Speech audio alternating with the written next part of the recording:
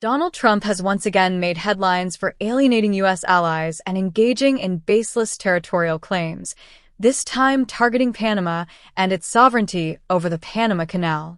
Trump has revived one of the most embarrassing moments of his first term, asserting that sovereign territories, such as the Panama Canal, should belong to the United States.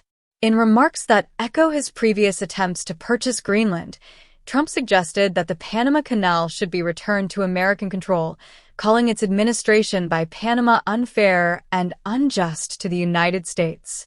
During a recent speech, Trump declared that the Panama Canal is a vital national asset for the United States, citing its economic and security importance. He then claimed that Panama had not treated the U.S. fairly in managing the canal and threatened to demand its return if such perceived injustices continued. Trump stated, "The Panama Canal is considered a vital national asset for the United States of America due to its critical role in the American economy, the whole world economy, and also national security." He further accused Panama of taking advantage of the U.S. and implied that reclaiming the canal was a serious possibility.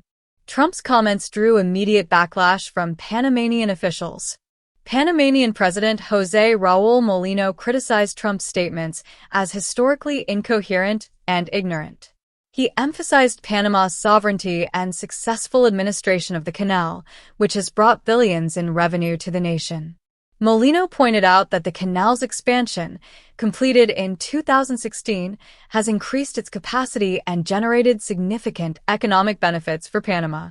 The canal will celebrate 25 years under Panamanian administration on December 31st, Mulino said. It is an expanded canal for the world with greater capacity for the transit of ships that could not pass before, leaving multi-million-dollar profits for our national economy.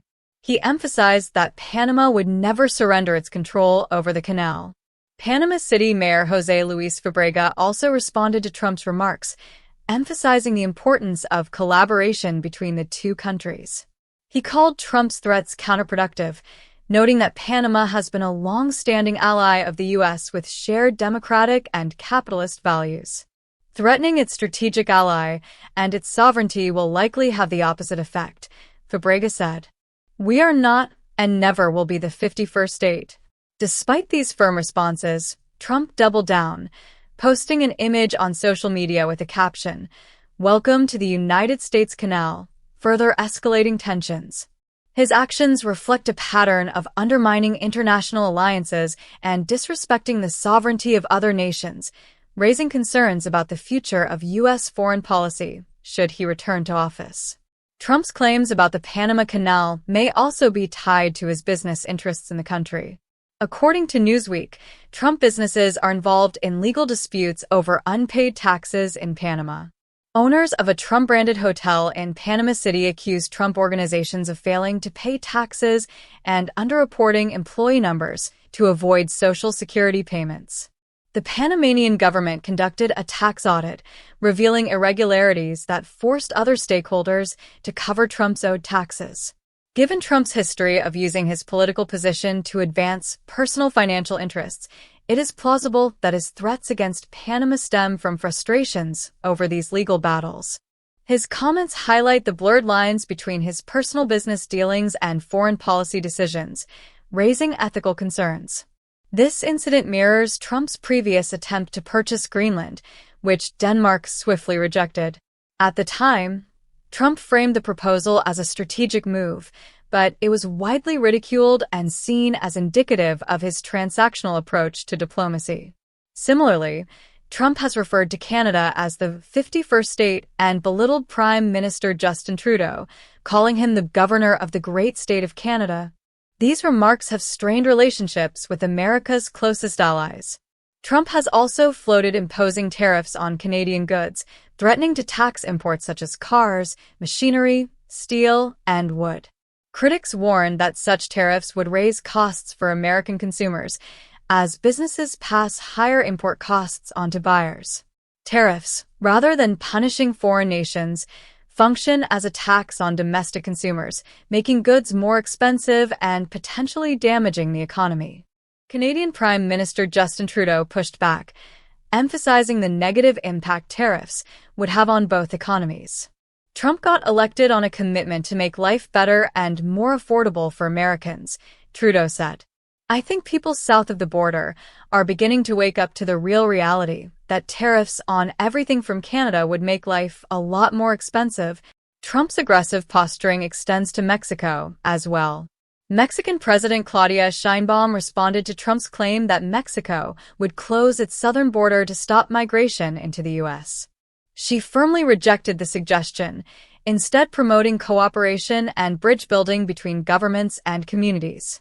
Mexico's position is not to close borders, but to build bridges between governments and communities, Sheinbaum stated, highlighting a stark contrast to Trump's isolationist rhetoric. Trump's pattern of alienating allies while cozying up to autocrats remains a consistent theme. While he has repeatedly criticized Canada, Mexico, and NATO countries, he has praised leaders like Vladimir Putin, Xi Jinping, Kim Jong-un, and Recep Tayyip Erdogan. This admiration for authoritarian figures raises concerns about Trump's commitment to democratic values and global stability. His threats against Panama, coupled with his broader hostility toward democratic allies, risk undermining decades of international alliances that have supported global peace and prosperity. The post-World War II order, built on cooperation and mutual respect, faces serious challenges under Trump's leadership. Unfortunately, Trump's comments have been amplified by media outlets in ways that normalize his behavior. CNN, for example, framed his remarks as a potential historical expansion akin to the Louisiana Purchase, rather than highlighting their absurdity and illegality. Such coverage risks legitimizing Trump's dangerous rhetoric and encouraging further diplomatic crises. As Trump prepares for a possible return to office, his approach to foreign policy raises urgent questions. Will he continue alienating allies and destabilizing global partnerships? Or will American voters recognize the dangers of his leadership and demand accountability? The stakes are high, not only for the U.S., but for the entire world. America's alliances with democratic nations provide a foundation for economic prosperity, security, and human rights. Trump's threats to dismantle these partnerships in favor of authoritarian regimes represent a clear and present danger. While Trump may see himself as a dealmaker, his inability to grasp the complexities of international relations threatens to isolate the U.S. and weaken its global standing. As his remarks about the Panama Canal demonstrate, his policies often serve as personal interests rather than the nation's welfare. Ultimately, Trump's actions remind us of the importance of informed leadership and the need for policies grounded in respect for sovereignty, diplomacy, and shared values. The world is watching, and the future of U.S. foreign relations hangs in the balance.